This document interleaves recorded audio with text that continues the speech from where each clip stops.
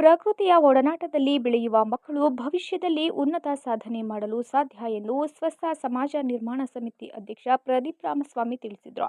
ಪಟ್ಟಣದ ಶಾಂತಿನಿಕೇತನ ಅನುದಾನಿತ ಶಾಲೆಯಲ್ಲಿ ಬುಧವಾರ ಏರ್ಪಡಿಸಿದ್ದ ಪರಿಸರ ದಿನಾಚರಣೆ ಕಾರ್ಯಕ್ರಮದಲ್ಲಿ ಶಾಲಾ ಆವರಣದಲ್ಲಿ ಗಿಡಗಳನ್ನು ನೆಡುವ ಕಾರ್ಯಕ್ರಮಕ್ಕೆ ಚಾಲನೆ ನೀಡಿ ಮಾತನಾಡಿದ ಅವರು, ಕೇವಲ ಡಾಕ್ಟರ್, ಇಂಜಿನಿಯರ್ ಆಗುವುದಷ್ಟೇ ಸಾಧನೆಯಲ್ಲ.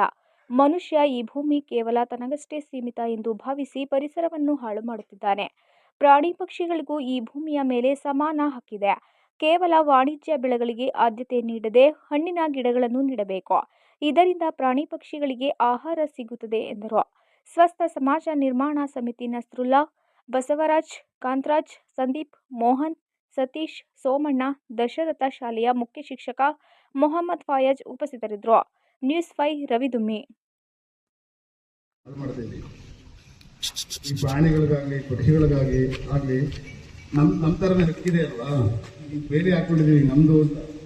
ಅದೇ ಒಂದು ಪಕ್ಷಿಗೆ ಇದು ಬೇಲಿ ಇಲ್ಲ, ಅದು ಬೇಲಿ ಇಲ್ಲ. ಇಂಡಿಯಾ ಪಾಕಿಸ್ತಾನ ಗಡಿ ಆ ಕಡೆ ಹೋದ್ರೂ ಅದರದ್ದೇ ಜಾಗ ಆ ಥರ.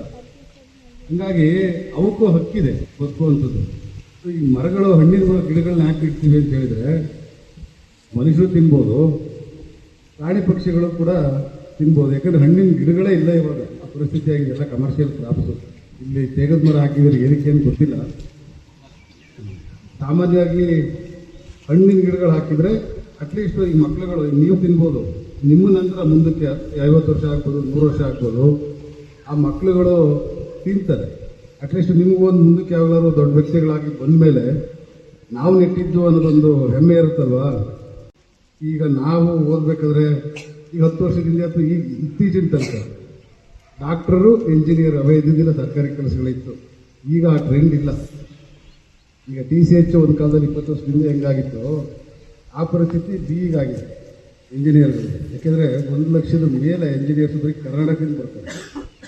ಬೇರೆ ಬೇರೆ ರಾಜ್ಯದಿಂದೆಲ್ಲ ಸೇರಿದ್ರೆ ಬೆಂಗಳೂರಿಗೇ 4-5 ಲಕ್ಷದ ಮೇಲೆ ಇಂಜಿನಿಯರಿಂಗ್ ಮುಗಿಸಿರೋರು ಬರ್ತಾರೆ. ಜಾಬ್ಗಳು ಇಲ್ಲ, ಇವರು ಇರೋರನ್ನೇ ತೆಗಿತಾ ಇದ್ದಾರೆ. ಅದು AI ಬಂದಮೇಲೆ ಕೋಡಿಂಗು ಇವು ಎಲ್ಲದೂ ChatGPT ಬಂದಮೇಲೆ ಕೆಲಸಗಳು ಭಾಳ ಕಮ್ಮಿ ಇದೆ.